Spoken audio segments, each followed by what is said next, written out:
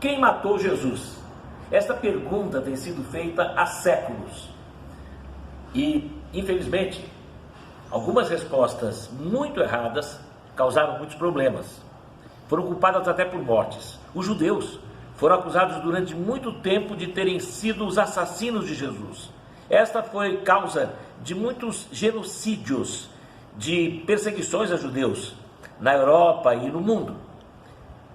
Mas a Bíblia não diz que foram judeus. As autoridades judaicas participaram do processo, daquele processo judicial que levou Jesus a ser crucificado. Autoridades, não o povo judeu.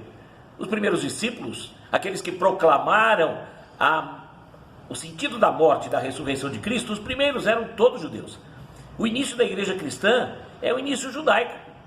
Paulo era judeu, Pedro era judeu, João era judeu, todos os 12 apóstolos eram judeus. Na verdade, alguns chegam a dizer, então, foram os romanos. Os romanos, sim, porque foi sob a autoridade de Roma que Jesus Cristo foi morto. Consultaram Pilatos, que era o governador. Mas não se pode acusar um país, Roma, o império.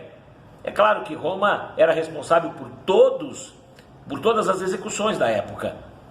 Mas não foi Roma. A Bíblia responde isto. E responde muito tempo antes de Jesus Cristo ter vindo ao mundo. Em Isaías, o profeta, que profetizou aproximadamente 700 anos antes de Cristo, no capítulo 53, quando ele descreve o Messias, ele diz que foi desprezado e rejeitado pelos homens, um homem de dores e experimentado no sofrimento. Diz também, como alguém de quem os homens escondem o rosto. E foi desprezado e nós não tínhamos em estima. Certamente ele tomou sobre si as nossas enfermidades e sobre si levou as nossas doenças. Contudo, nós o consideramos castigado por Deus atingido e afligido. Mas ele foi transpassado por causa das nossas transgressões, foi esmagado por causa das nossas iniquidades. O castigo que nos trouxe paz estava sobre ele, e pelas suas feridas fomos curados. Todos nós, qual ovelhas, nos desviamos, cada um de nós se voltou para o seu próprio caminho, e o Senhor fez cair sobre ele a iniquidade de todos nós. Sim, o profeta já dizia, talvez a princípio pensasse no povo judeu, pois achavam que o Messias vinha para os judeus, muitos pensavam assim, mas na verdade essa palavra já se referia a toda a humanidade.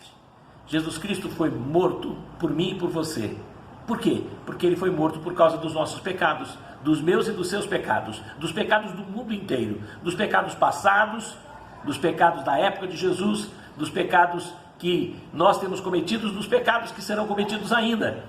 Sim, ele, o único que poderia levar sobre si os nossos pecados. Por causa disso ele foi esmagado. Mas Jesus Cristo ressuscitou, ele não ficou morto.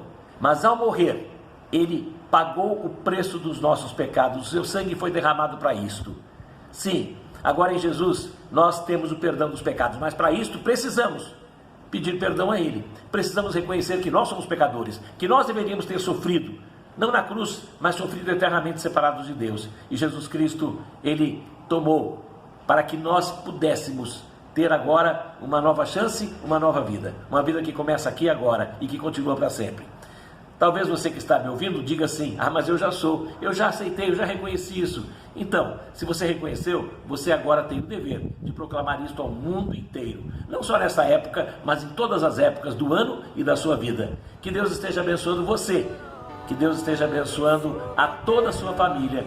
Que Deus nos use como bênção para o mundo. Em nome de Jesus.